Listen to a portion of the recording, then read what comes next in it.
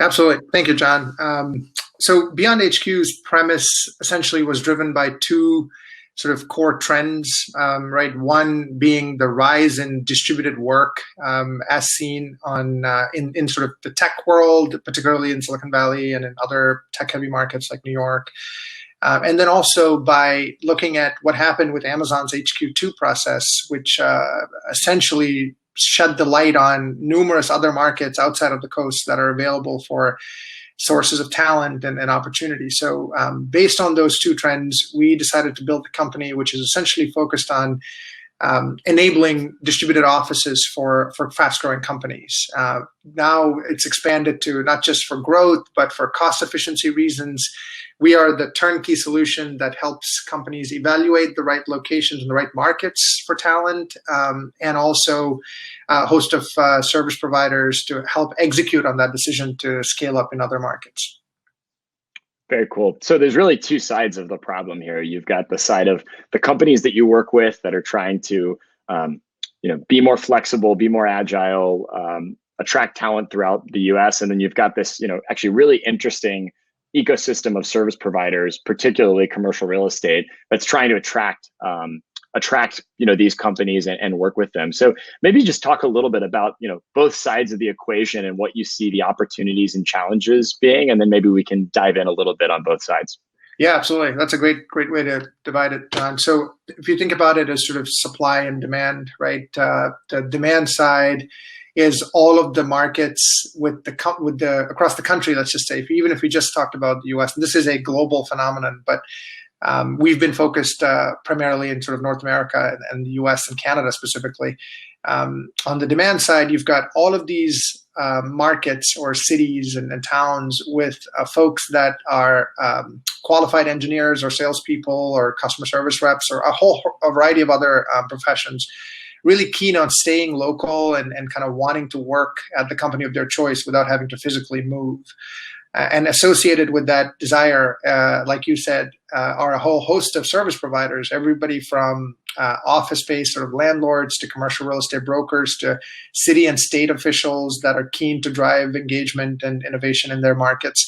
So we'll call that sort of on the demand side. On the supply side, of the supply of jobs, right? So companies that are increasingly considering distributed work for a number of reasons. If it's because your company is growing really fast and you are no longer able to retain and sort of attract the right talent because costs are too high, or you're considering a more cost-effective way to scale, and just continuing in a city like San Francisco doesn't quite make sense anymore. So you're looking for the right guidance and the right blueprint to decide on where to go, who to hire, how to scale up. And then for each step of that blueprint, you're looking for service providers or tech-driven guidance on what to do. And so that's kind of how we look at the market, which is there's this expansion blueprint, and then there's companies that are looking to expand, and then there's service providers and people in different markets looking to be part of that journey. So our goal is to enable that blueprint and, to the extent possible, digitize it so that we can scale that not just for a handful of companies, but any company that's considering any kind of expansion for any reason. Yeah, awesome. And you mentioned, the Amazon HQ2 as a service, search, which feels like ages ago. And that was really, I think, when you began to investigate this thesis. But obviously, the world has changed so much, especially over the last 6 weeks. Mm-hmm. I'd love to talk a little bit about what the implications have been and what you've seen in the market so far post-COVID. Maybe starting on the side of companies. Yep. How do you think the office and the world of work change after COVID-19? How much do we return to normal, and how much is there sort of lingering ripple effects in the way people think about their real estate portfolio and how they set up their employees to succeed? Yeah, absolutely. Great question. There's probably 50 different ways, but I'll try to pick the big themes here for the audience. I think fundamentally the notion of workplace is what's going to change, right? And I mean that word in the most general sense, not the Department of Workplace Operations, which is a subset of that idea. But if you look at early March, there is this notion of workplace experience, which is I am building a company and I'm going to have some component of people in the office and some component of people sort of working from elsewhere. And there's workforce and then workplace. And they both meant the same thing before, because most of the time, most people are coming to the office. I think post the onset of the pandemic, at least in the US, those two terms are now sort of not necessarily exactly in unison, right? The workplace, it doesn't have to be the same as workforce. Now, workforce is going to be increasingly a hybrid model where maybe at some point people will return to the office. But what this has done is make people, at least on the employer side, realize that remote isn't just a one-off notion, like people working. This isn't just a one-off notion. This needs to be woven into the fabric of the enterprise. And so that presents a whole host of questions for an organization and the kind of the officers of the organization that are managing the workforce. If I'm a 200-person company or a 2,000-person company, now I have to think about what does incorporating a vision that has some components of physical work and some components of remote work look like? What are the implications on HR? What are the implications on IT? What are the implications on physical workplace operations? So these are the questions. And so what we are seeing in the context of all of this is the conversation 6 weeks ago were, hey, help me decide on the right market and help me open up an office, right? If it's a small office or big office, doesn't matter. Give me some insights first. Is it Boise or Denver or Charlotte? And then is there enough talent there? Who should I work with to spin up a small office, et cetera, et cetera. Now, the conversation is sort of expanding to companies that are thinking, we weren't really thinking about expanding, but now we have to accommodate this idea of remote work. So a couple of examples. There was a company that I was speaking with that said, we were looking to spin up or increase our headcount here in the Bay Area, but now we're thinking about less dense markets to do the same thing. At some point, we see that we have to enable folks working elsewhere. I'm worried about being in a heavy density market like San Francisco. What other markets are good for me to, if it's for hiring remote work and or even spinning up a physical office, I want to have enough space. I don't want to worry about, future waves of the pandemic, et cetera. So it's a really interesting question to be asked of the heads of HR and IT and workplace. What are you doing to equip your organization to become much more of a hybrid model where whatever percent of the people end up being fully remote versus coming back to the office, there's a lot of operational changes you need to incorporate. So what does that blueprint look like for you to kind of enable your office to be a remote friendly environment? Yeah, there's so much to unpack there, but so much of your business is also working with the service provider ecosystem, and it'd be really interesting. I think that's something that people haven't talked as much about is, this has obviously been just devastating for the industry of commercial real estate. And I mean, all of real estate makes up something like 20% of US GDP. With the commercial real estate product no longer really flying off the shelves, what do you think real estate brokers will need to do to adapt to this environment and offer value to their customers? And what are you seeing in the dialogues that you have with your commercial real estate partners? Yeah, absolutely. Great question. So just some context on that, right? BeyondHQ works a lot with commercial real estate brokers because for two reasons, broadly speaking. One, the tech that we're building, I call it sort of location analytics, which is the idea that you can methodically understand markets based on their talent insights, cost of living insights, real estate market data.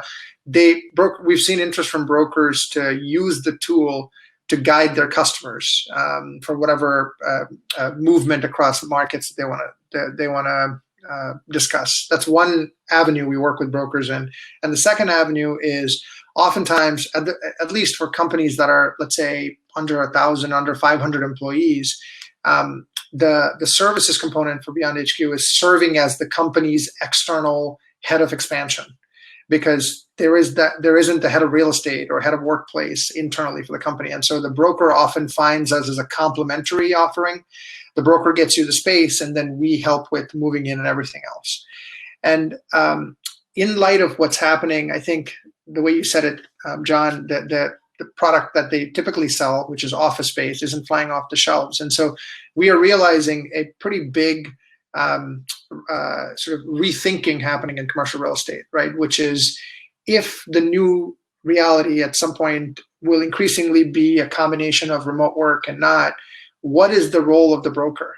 How is the broker going to change to still be that guide or force of growth for the company in light of them not just signing large office space? And so they're looking at what we're building and realizing, hey, why don't we partner together to say, even if a company is not going to answer our call to discuss opening an office, they will be interested in planning out how to scale operations as things start coming back, and maybe decentralizing their workforce in San Francisco or New York or Seattle or Chicago or wherever. And you guys can help us guide the company in how to plan for that decentralization. And so that's really, both on the services front or on the tech front, that's the conversations we're hearing from brokers. And this is not always, as you can imagine, with every industry, there's a handful of brokers that kind of have checked out for the next 3 or 4 months. They're like, well, nothing's going to happen here. But there's a lot of them. Increasingly, every day we hear more conversations from them saying, how do I retool myself to add value to the customer, given that the traditional model may not be the same, perhaps at least for the next few months, if not ever again? Absolutely. You know, the last question I think I want to ask is, so much of the work that you do working with companies is sort of advising them as they make this transition, and it's a transition that's certainly, you know, been accelerated.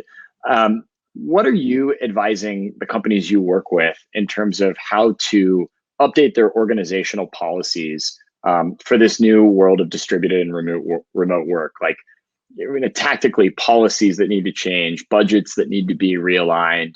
What are some of the common patterns that you're seeing there? Yeah, great question. I think a lot of the companies that we're talking with, and at least I'm reading about, right, is they're kind of in a state of shock operationally on what to do. The individuals we typically encounter on the company side are the CFOs, heads of workplace or heads of real estate, and then the heads of HR or chief people officers. And one big stark observation that we're noticing is that these three functions typically operate in kind of parallel paths or in relative isolation, right? There isn't a need, a defined need for the CFO to be working with the head of real estate, with the head of HR, because they understandably so, they do different things, and they're peers, but they don't think about working together too often. But now it appears that I read a quote somewhere where I was on a panel that said facilities and operations people have kind of overnight become first responders for the companies, right? For cleanliness, for the workplace, and this and that and the other. So the biggest trend that we're noticing is, or at least the thing that I'm trying to push is for these three organizations, HR, IT, and finance, to come up with a unified response plan for how they're going to take their organization now, where remote is probably a topic of conversation, and I got to do something about it, to this is going to be an integral part of hiring. This is going to be an integral part of the infrastructure investments that you're going to make. This is part of the overall cost and benefit structure. So what does that blueprint look like? And frankly, we are in the process of developing it with a handful of real estate brokers and a handful of chief people officers. So we built a council of sorts very rapidly to say, what is a templatized way to think about it so that any organization can follow it and then implement it, so that they make the transition from being more just thinking about remote peripherally to being a remote friendly organization. And to what extent that's going to be the case depends by organization, right? We hear some companies saying, I'm never going back to the office again. And some industries that's easier to do than others. If you're a healthcare company, if you're a manufacturer, if you're lots of industries that need to take a more kind of hybrid approach. So our goal is to work on this plan to help make that transition easy. Awesome. Well, Madhu, thanks a lot for your time. Really exciting and great insights. So really appreciate the conversation.